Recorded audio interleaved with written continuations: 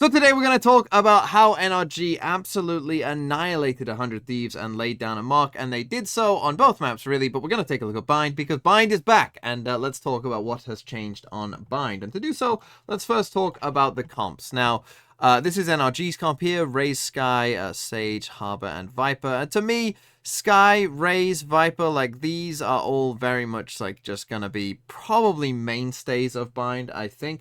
I think that we will get a bit of a debate, as we see here, between Harbor and Brim, because on the other side, 100 Thieves were playing Brim, but NRG go with the Harbor here. I think that that might be a bit of a 50-50, depending on which team we look at.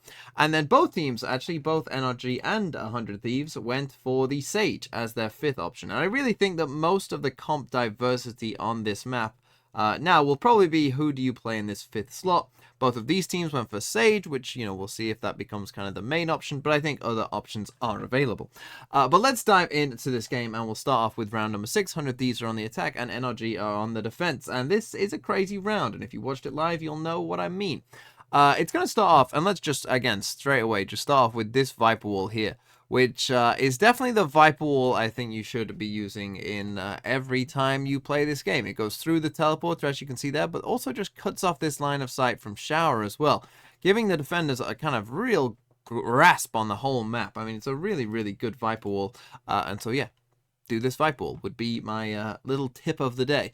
But as we watch this round play out, we can see that the majority of the 100 Thieves players are actually coming down towards B long. But we get an early, well, we actually get a cascade up here as well from NRG, and the Sage wall goes up as well to get some this ult orb, and he will then get his ult off getting that ult orb just there.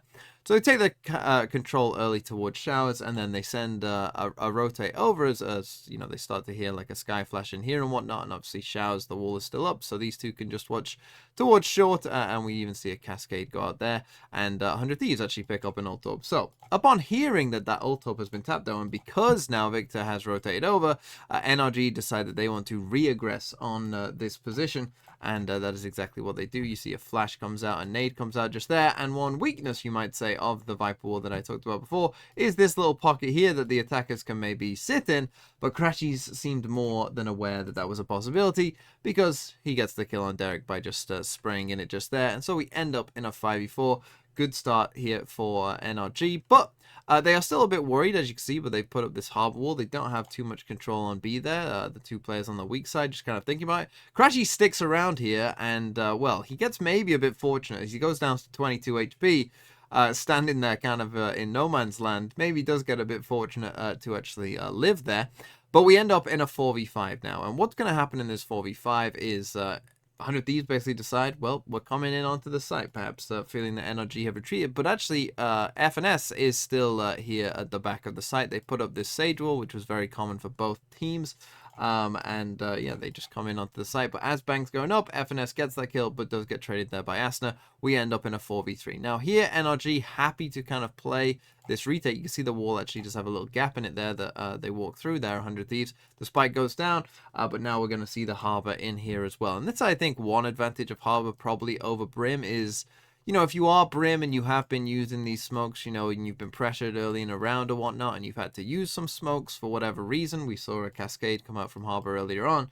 and a high tide came in earlier on as well. Obviously, that might only leave you with one smoke, so you might only have to smoke, one of these two. But obviously with Harbor, once you get that wall back, no matter which site it's on, you could do this or you could do this, and you can smoke off kind of both main chokes there as well. And so that's exactly what's going to happen here from Som. And then he's going to go in and pop his ult. And from this point, really, it's just a nice little retake here from NRG. Victor's kind of aware of Asna potentially doing that. Crashy's fine Stella. It's a 1v4. There's a Harbor ult. Cryo's in the middle of it. He isn't on much HP. You'd think absolutely no chance. This round's over. Nice round, NRG. Good round. 3-3. Here we go. But then he does this. And, I mean, really, this is just unbelievable. I mean, that shot there is just absolutely out of this world crazy. And he wins a 1v4. And, yeah, I mean, that was just unbelievable by Cryo. Absolutely unbelievable. And 100 Thieves would win the round. But before we get into the next round, let me first tell you about the Gosu Academy and why this, I think, is probably the best time to sign up for the Gosu Academy. With the release of Premier obviously coming out and everyone wanting to try and get better at the game, Going into ranked games probably isn't going to help you too much in terms of getting into that, you know, familiar setting of actually trying to play in a competitive environment. But with Gosu Academy's daily 10-man sessions, that could all change. That could very well be different, because in these 10-mans, you will get some coaching, you will get some feedback, and you will be playing in an environment which is much more suited to a premier type environment. It will be much better than your ranked games. Everyone's coming, everyone's taking it seriously, everyone wants to win, and everyone wants to improve. And so when you go into your premier games with your team, this is the kind of setting that you want to be in and practicing for those games. And not only that, when you use the code TMV at checkout, the first 50 people will get a month for free. So it's just a month of free coaching and playing in these 10-mans, which will definitely help you for these premier games coming up. So go into the link in the description or in the pinned comment below and sign up using the code TMV at checkout at Gosu Academy today. But now let's come back to the game and talk about round number 8, which is really, I think, where this whole game shifted. It comes on the back of actually an eco here for NRG, and as we saw there, it's 5-2 currently to 100 Thieves. They're feeling good about things, but things are about to change, because 100 Thieves, they've got all 5 players here stacked on this B side of the map, and this is something with their kind of comp that is maybe a little unusual on Bind, right? Because on this map, you know, it's quite common to run no Sentinel. I think that will be a pretty common thing. And so if you're running, you know, they are running Sage, who's technically a Sentinel, but, you know, no proper Sentinel, let's say. And when you run a comp like that with no Killjoy Cypher Chamber and you have no kind of trip to put down behind you, you are going to start, particularly on this map, it's kind of a good idea anyway on this map, in a lot of like default stances, right? Where one person is kind of watching every lane anyway. It's a very normal thing that you'll see a lot. And then on one of the lanes, you'll have 2 people, you know, and you'll try and take a bit of space maybe there, whatever, right? Very, very common. But in this round, they all 5 stack up here. And so NRG, on a save, decided we've got nothing to lose. So let's actually go for this and, you know, hope to catch them out, and catch them out. They do. Well, 100 Thieves got a little unlucky with the timing. So they sent out an early flash.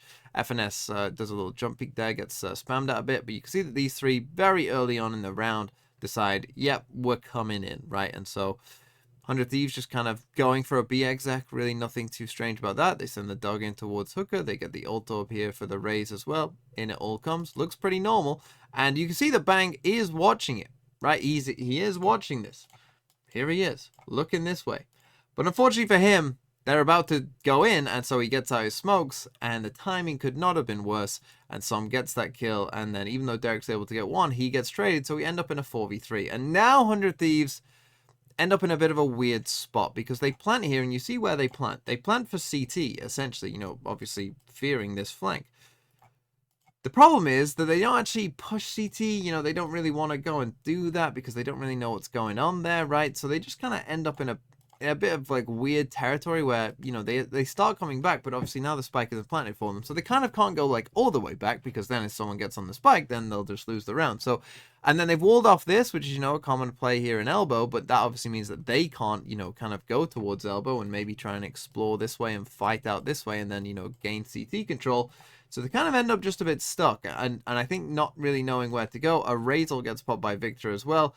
They get that kill just there, and you see that, you know, Asuna doesn't want to like retreat all the way back, because as soon as someone taps a spike, the round's just over, and then, you know, Cryo's again in a 1v4, but, you know, 1v4s turns out are pretty hard to win. And actually, I think it takes NRG a bit of a while to actually find where the spike is. Victor kind of ends up looking for it, but he does find it eventually, and NRG would win the round. Now let's swap sides though and come to round number 13, where we'll see just again some of 100 Thieves like struggles being on like different pages and whatnot. It was a bit of an odd one, this one, as we will see. So here come NRG, and they are going to go for this kind of fast short play here. In goes Victor, double satchel. Okay, we do get a bit of a team flash there from NRG, but sends in the nade, and Derek maybe not quite realizing where this nade is, unfortunately runs into it. But Asuna does get a kill back on FNS, and Asuna's about to go big as well, as Victor tries to push through there. He managed to get a kill, and then Stella's actually able to find another one just there, and so we end up in a 4v2. And now that we're in this 4v2, I just want to highlight really Cryo here, because you see where Cryo's in a pretty good position for where he is now. He's got the Sage Wall up here on B, and, you know, that's going to stop anyone coming in this way, right, for now. And he's in a position where he can see Hooker, and, you know, it's a pistol round, so, you know, they'd have to hit a pretty unbelievable shot, and they got Frenzy, so I don't even think it's possible really to kill him before he'd be able to get out. But he's just going to reposition here, Cryo. And, you know, he kind of doesn't reposition, and now we know it's a 4v2. It's kind of a settled 4v2. There's no trades coming in, but you see, he just is going to come and reposition into the little cubby here. And this decision, I think, is probably going to cost 100 Thieves this round, because, you know, they're in a really good position. But the problem with him playing here, right, is that he can't really see them until they actually get pretty deep onto sight, right? And yeah, he's kind of playing for that maybe surprise or whatnot, but in a 4v2, you kind of don't want surprises. You know, you want it to just kind of play out completely normally. And so because he's not going to be able to see anyone, you know, up until then, you know, and he's in like an entrenched position where he can't really leave either. It's going to be very difficult to escape, you know, once these guys are actually, once he sees them and they're all the way up on site, if they do walk up to him. And it just so happens that the way that this round is going to play out is going to punish this exact, like, it's a very, very tiny mistake that in most, you know, instances of this round wouldn't matter at all. But in this very specific round where NRG decide to slow walk all the way across to B and come back towards where his wall is when it disappears now, and, you know, just continually walk up and don't make a single sound, so there's no, you know, rotates or anything like that, and there's no inkling that he can kind of, you know, see them or whatever, it does end up with a situation where, like, now, you know, we obviously know he can't really get out. So, and it was just really a small decision from when he was playing here. You know, maybe instead, whilst his wall is still up, you want to kind of be, you know, in a position like he was, or something back here where you can just look at Hooker. And even I would say, you know, once you get to a point where, you know, the wall actually goes down and you might be worried that they're walking out this way on you, you know, again, you can do some things like, you know, just jump peek back and forth on that. And again, maybe try and escape or whatnot. They're not going to have a lot of utility to potentially stop you either from getting out, or, you know, just come and play super safe if you wanted to and just give up the site completely and just kind of watch CT and play as a team on a pistol. It's perfectly fine as well. But you'll see he is going to get punished for this decision, as he does see some there and some kills him. So we end up in a 3v2, but it's still very winnable for 100 Thieves. But now they make another choice as well, which might cost them this round as well, and that is all three coming through the teleporter. Now, I'm a big proponent of sticking together on a pistol round. I don't honestly mind this. The spike hasn't even gone down yet, and they've all taken the TP, right? So they kind of have plenty of time here if, you know, they did want to come this way or whatnot, but they seemed a bit antsy to kind of, you know, maybe get this over, get this done with, right? And because they all three come through the TP, obviously that means that NRG know where they are. So you see Artist there just like turns to face them straight away, and obviously they can hear them all destroying this and whatnot. And then you'll see it's just like on different pages here where Bang is going to jump out first, but the other two don't, right? So off goes Bang, he dies, and, you know, those two are like, oh wait, you were going in.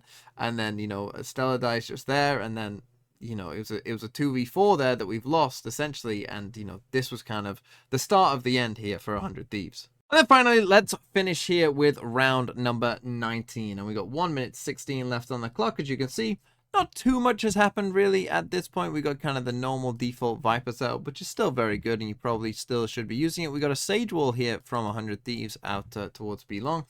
And what we're about to get in a minute, though, is, you know, NRG, I think, started to smell a bit of blood. And so FNS decided, well, it's a good time to, you know, kind of flex my big brain muscles on them here in just a second. What we're going to get is we're going to get a dog coming down short just here. The Viper's wall is up, as we can see. And now they come in towards Lamps, and they are going to pop a Viper's Pit. And, you know, that's going to create a ton of pressure here, right? Like, yeah, we're going to just plant the spike here, and then, you know, we got this Viper's Pit, and how are you gonna retake? And so that brings over these rotates from 100 Thieves, thinking, yep, I mean, they Skydogged and then they Viper's Pit. This seems like a hit to me. And then in a second, we're even gonna get, you know, even more kind of things going on there, as Victor's even gonna throw a nade, right? And so they're like, oh yeah, you stopped us with this Brim Molly. Oh, we can't plant. Oh no. But really, it's all just a big ruse, because you can see that they've just walked up here on the other side of the map.